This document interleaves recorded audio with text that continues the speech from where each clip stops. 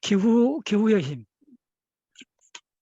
예, 요거는 이제 한 두서너 달 됐는데, 서울대 교수님이신데, 서울대학교 지리학과 교수, 생물지리학, 고기후학, 고생태학 연구하시고, 단순한 인문지리가 아닙니다.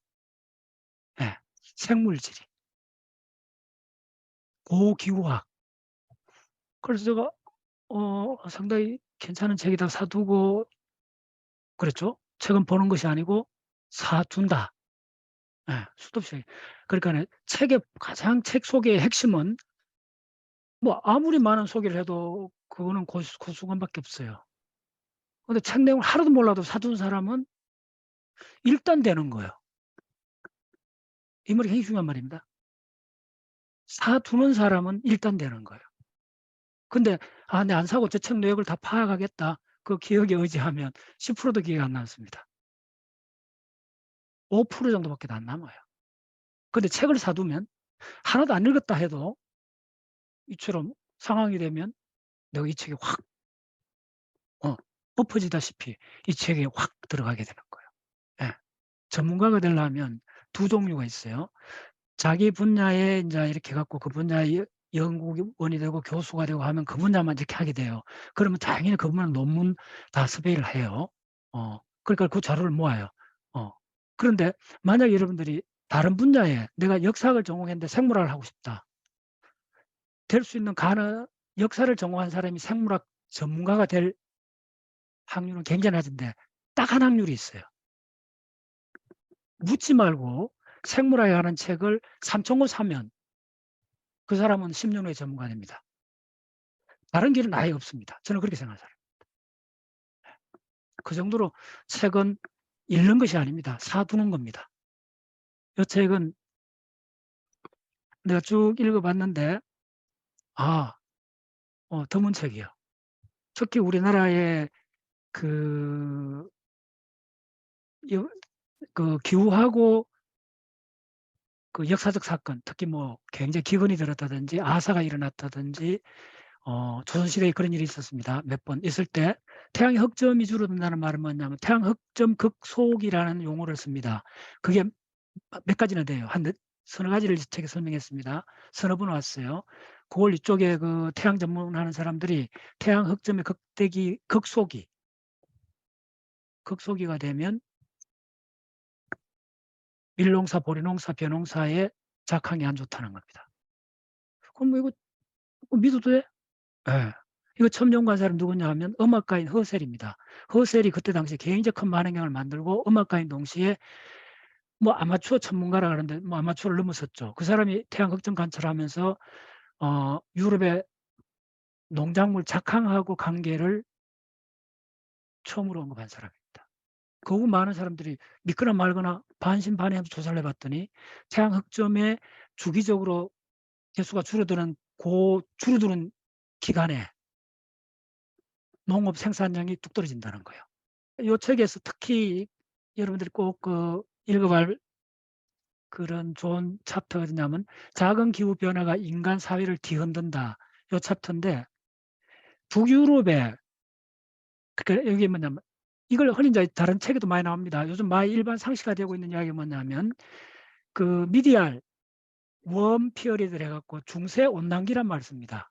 이게 900년에서 1300년, 900년에서 1300년, 구체적으로 1000년에서 1200년, 대략 한 200~300년 동안 1000년 중심으로 해가 200~300년 동안 900년에서 1300년 혹은 더 디파인해서 1000년에서 1200년 사이에 지구 온난화가 일어났다는 겁니다. 근데 조심해야 되는 건 요거는 로컬 북유럽에서 일어났다는 겁니다. 대략 그러니까 900년, 1000년 요때가 가장 바이킹이 이제 왕성할 때인데 그때가 바로 이 중세 전 지구가 아니고 북유럽이 온난했다는 거예요. 그러니까 바이킹들이 굉장히 이제 해외로 막 뻗어나가는 거예요.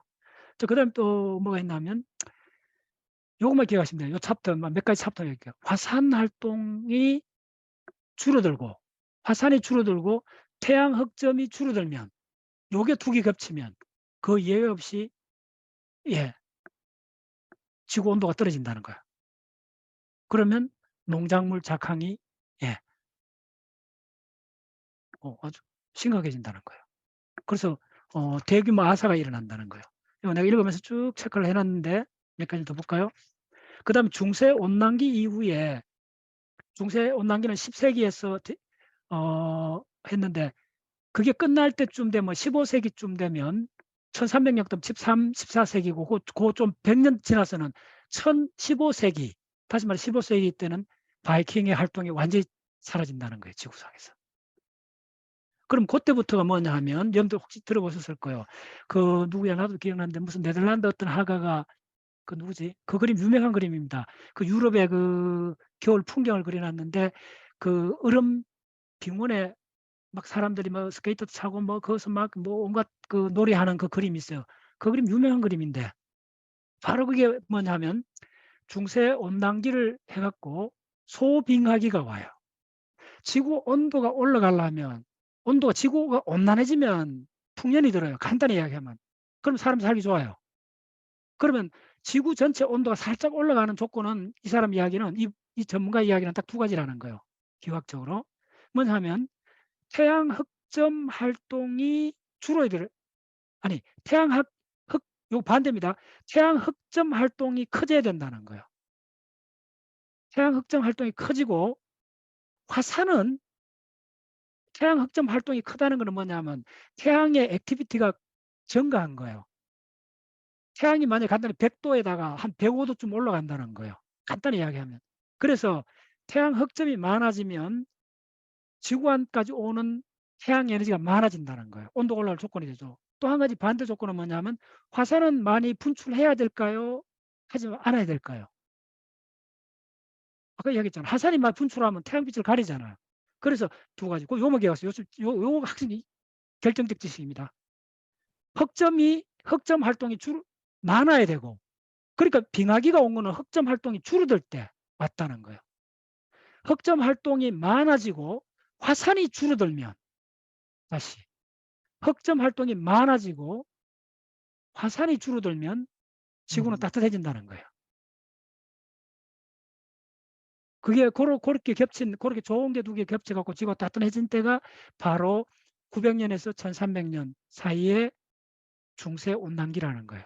그게 끝나고 곧장 그 1400년에서부터 1860년까지 그 19세기 문턱까지 뭐였냐면 소빙하기가 왔는데 그 소빙하기를 잘 매칭에 맞춘 사람이 바로 그 음악가 그 사람이 거대한 만원경을 갖고 만들 우리 사진이 있습니다. 그래서 흑점 주기하고 곡물의 그 생산량이 흑점주의 11년 간격인가 뭐 대충 들어봤었잖아요. 고주하고 맞다는 거예요. 처음에는 너무 그냥 그건 뭐 믿거나 말거나 이렇게 생각했는데 점점 더 연구해 봤더니 그게 거의 지금 정설로 되어 있습니다. 네, 꼭 기억하세요. 핵심은 두 개 반대입니다. 흑점이 적어진 시기가 4~5번 있었는데 그걸 천문학자들 이름을 다 붙여놨어요. 그 정도로 중요합니다. 그래서 가장 중요한 쪽이 뭐냐 몬더 극소기. 예. 그 몬더 극소기 때 우리나라 역사하고 상당히 이 책에 상세하게 설명해 놨습니다. 그 다음 또 하나 이야기할까요? 그 중에 1845년에서 1845년 그것도 무슨 해요? 1845년 49년 45년에 49년 4년 동안에 인류 역사상 어마어마한 아사자가 생겼습니다.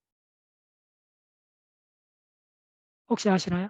1845년에서 49년 사이에 어마어마한 이거는 또 물론 전 세계도 약간 그랬는데 한 나라가 완전히 직격탄을 맞은 사건이 벌어집니다. 세계사 책 항상 나오는 그 유명한 아일랜드 감자 대기근 알죠? 1845년 49년이고 그때 100만 명이 아사했습니다. 왜 그러냐면 굉장히 중요합니다. 이게 그걸 이해를 하셔야 지금 또 영국하고 잉글랜드하고 아일랜드는 앙숙입니다. 그 한이 안 풀렸습니다. 아직도. 1845년 그다음 대영제국 그때 왕성할 때 아닙니까? 그 1845년에서 49년 단 4년 사이에 감자 역병이 되는데 그 왜 그렇게 됐나 하면 영국 잉글랜드에서 세금을 너무 많이 걷어가니까네. 막 공출하고 막 이래 갖고 살게 넘어지니까 그나마 생산량이 많고 그 식량원이 될 수 있는 감자 하나로 한 종류 감자로 아이슬란드가 아닙니다. 아일랜드를 다 심었어요, 사람들이. 단일 작물로. 그 생산량이 굉장히 많았어요. 그래서 그 감자로 갖고 잘 살아갔는데 요 감자에 역병이 걸린 거예요. 다른 종이 있었으면 교배 잡종 강세 만들어 갖고 피해 나갈 수가 있었는데 역병이 들었을 때 전멸해 버린 거예요. 그래서 어떻게 됐는데 다른 종족 구할 수 없잖아요. 하루 만에. 1년 만에 몽고하잖아요. 이게 4년 만에 일어난 사건입니다. 그래서 여기 보면 이 그림이 있습니다. 이 서울대 교수님도 이 감자 역병이 얼마나 참혹했는지 이 사파를 이어놨습니다. 예. 여기 보면 이런 걸 딱 한 읽어도 이 책을 살만해요. 기존에 징기스칸 그거를 어떻게 봤나 하면 징기스칸이 세계 정복을 하게 된 게 1206년에 데칸에 올랐잖아요. 그래서 징기스칸이 왜 그 짧은 시간에 전 세계를 그렇게 장악을 했느냐. 기존 학설은 몽골 초원이 먹을 거 없고 기후가 변동이 있어서 안 좋아갖고 어쨌든 춥고 안 좋아서 갔다고 기존 학계에서 지금까지 이게 메인 이론이래요. 근데 이 책에서 이 서울대 교수 이분이 아닐 수 있다. 알 수 있는 걸 최근 자료를 갖고 나옵니다. 이거 조심스럽게 나옵니다. 페이지 읽어보세요. 12세기 초, 12세기 초면 1210년 요 무렵이잖아요. 징기스칸이 막 세계 정복을 나갈 때요. 12세기 초에 몽골 지역의 강수량 데이터를 얻었다는 거예요. 몽골 초원에. 13세기 초에는 몽골 초원에 엄청난 비가 왔다는 자료를 조사했다는 거예요. 이분이. 그럼 이야기가 된다는 거예요. 무슨 이야기? 일단 군량미가 말이 목에 그 풀이 필요하잖아요. 어마어마합니다. 이거 연들 군량미하고 이 유목 민족들이 전쟁할 때 가장 큰 문제가 뭐냐면 사람 먹는 거는 어느 정도 해결할 수 있어요. 근데 말이 먹는 거는 풀이 무성하지 않으면 안 된다는 거예요. 근데 여기 왔다는 거예요. 예. 그래서 이런 책은 참 시사성 있고 대단해요. 그래서 내가 몇 가지만 더 이야기할게요. 우리나라의 그 순조, 정조 다음이 순조잖아요. 예. 영조, 정조는 굉장했잖아요. 뭐 정조 대왕해까지 하잖아요. 정치를 잘했잖아요. 그런데 순조 1800년에서 1814년 제위에 있었던 순조 때 요게 바로 뭐냐면 화산은 많고 흑점은 극단적으로 주는 시기라는 겁니다. 명쾌해졌죠? 그럼 어떻게 온도가 떨어지겠죠. 화산은 많고 그러면 햇빛을 가리죠. 그 다음에 흑점이 최소화되면 태양 활동이 줄어든 거죠. 두 개 겹치면 쿨해진다는 거예요. 차가워진다는 거예요. 그러면 식량 생산이 줄어든다는 거예요. 바로 이게 순조 때 겹쳤다는 거예요. 이 책에서 상세하게 설명해놨습니다. 그래서 이 사람은 다른 해석을 하는 거야. 영조, 정조가 원래 탁월한 인물이기도 할 수는 있는데 그럼 순조는 탁월하지 않았느냐. 이건 좀 운이 나빴다 봐야 된다는 거예요. 그 역사의 해석도 이제는 기후라는 팩터를 집어넣으면 상당히 다채로워진다는 거예요. 제가 소개한 책은 이제 여러분들 어떻게 보셔야 되느냐 하면 일단 사두고 그 상황이 타이밍이 맞으면 보시는 거예요. 보는데 처음에 다 볼 필요 없어요. 그냥 책은 그냥 끌리는 대로 그 필요한 대로 그 챕터를 보는 거예요. 보고 느낌이 있으면 확산이 돼가요. 그리고 한번 딱 보고 한번 재밌게 딱 보고 다 적어놔야 돼요. 딱 덮어놓고 굉장히 좋은 책 같으면 6개월 후에 다시 봐야 돼요. 그리고 진짜 엄청나게 좋은 책 같으면 3년 후에 다시 봐야 돼요. 반드시 그렇게 해야 됩니다. 그리고 저 갖고 있는 몇몇 책들은 5년 후에 다시 보고 10년 후에 다시 봅니다. 예. 그러면 그 책